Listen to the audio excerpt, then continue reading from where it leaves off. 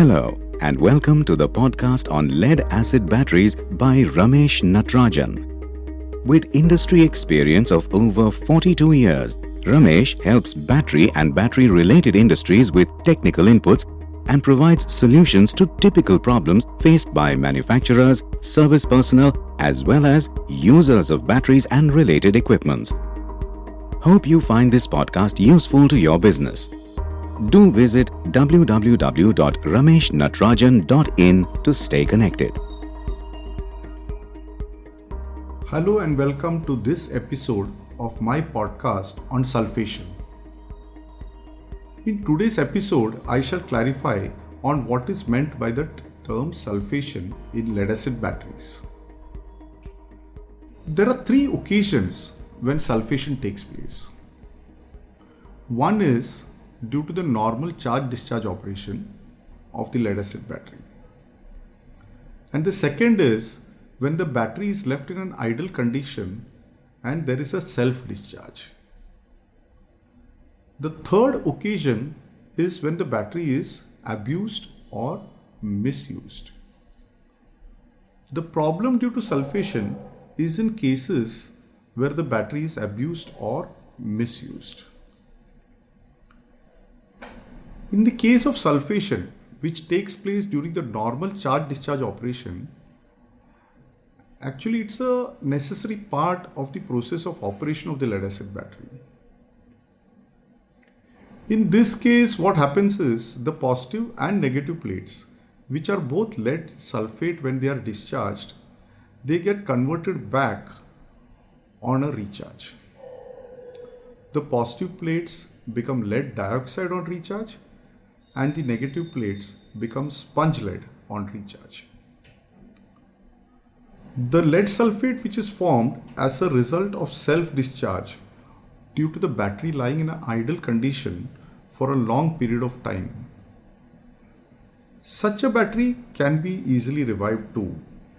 That is, the sulfation of the plates can be reversed with charging. You would have noticed that such a phenomena in cars which were lying unused during the lockdown were many. The batteries got discharged and they had to be revived using a bench charger. That is an external charger. So a normal recharge using an external charger usually revives such batteries. In large batteries, like the ones used in forklifts or platform pallet trucks, which are part of the material handling industry, what happens is batteries may have to be revived by charging using low currents. Thus you see that such batteries which have remained idle for a certain period of time with sulfation having set in can be revived. However, in the case of big batteries of say 48 volt or 72 volts, you have many cells and only some cells may have been lagging more than the others, and that's why a slow charging is required to ensure that the battery does not get heated up. So the currents are low and the battery is charged, and such batteries also can be revived. However, when sulfation sets in due to misuse or neglect of the battery, there is a possibility of damage to the battery plates. This is the third type of sulfation about which I was saying, where the battery has been abused or misused. This sort of sulfation occurs due to a few reasons which I shall now mention. One is when the battery is topped up using sulfuric acid instead of water, or it is kept in a discharge condition for a very long period of time, or the battery is operated at elevated temperatures continuously. And the temperatures, when I'm talking of elevated temperatures, these are very, very high temperatures beyond the safe limits of operation which have been recommended by the battery manufacturer. The battery can also get sulfated if it is not attended to or repaired in time as soon as it is observed that one or more of its cells is lagging or needs to be changed. In case where the battery is not being topped up regularly with water on a periodic basis, such batteries can also get highly sulfated. Because in this case, what happens, the top portion of the plates which are exposed and which are not immersed in the electrolyte, they do not take part in the reaction. And the plates in that particular cell or that particular group of plates, they get strained. The active material of the top portion are not taking part in the reaction, and that particular cell is also getting heated up. And because the top portion is not immersed in the electrolyte and it is getting sulfated, such a sort of sulfation can be irreversible too. In fact, when such cells are opened up for inspection, we can observe centering of the active materials. This is clearly obvious during an internal examination of such cells. Even if the user returns such batteries to the manufacturer duly filled up with water under a warranty claim, the manufacturer can just open up and see that the top portion is whitish in color and the other portion of the plates, the bottom portion, has a normal color.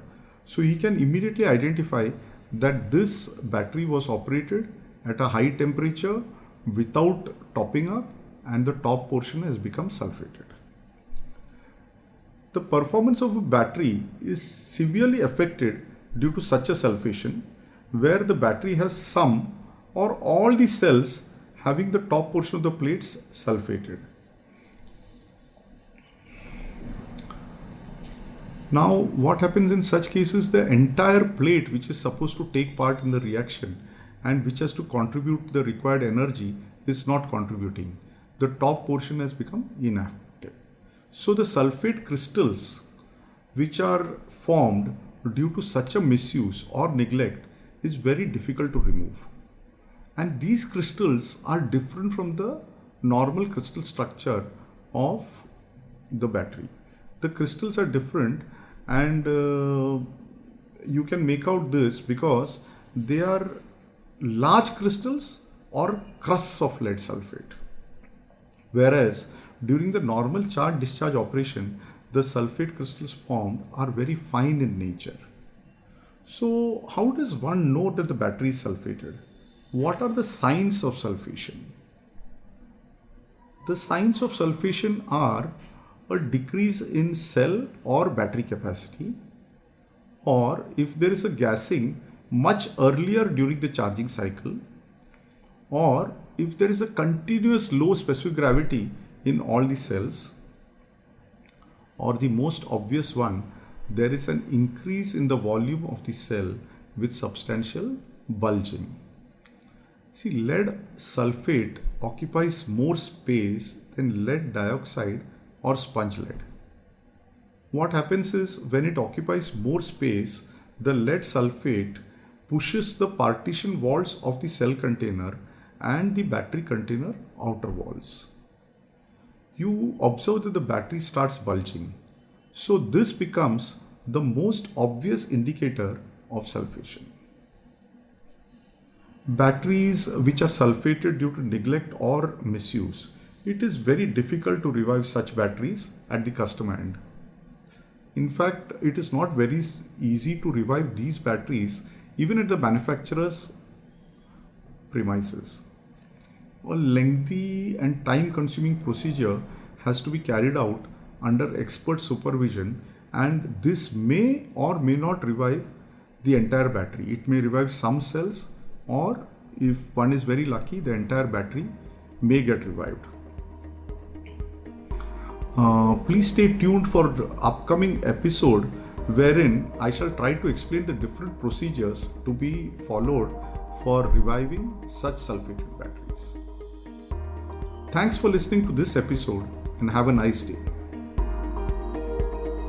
Please do visit www.rameshnatrajan.in. Keep yourself updated about our new releases by hitting the subscribe button.